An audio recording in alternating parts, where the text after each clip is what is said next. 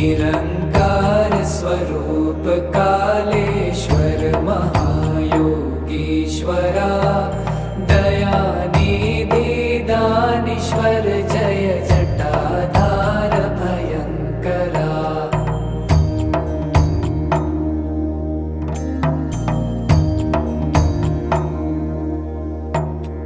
Shoolpani त्रिशूलधारी औगड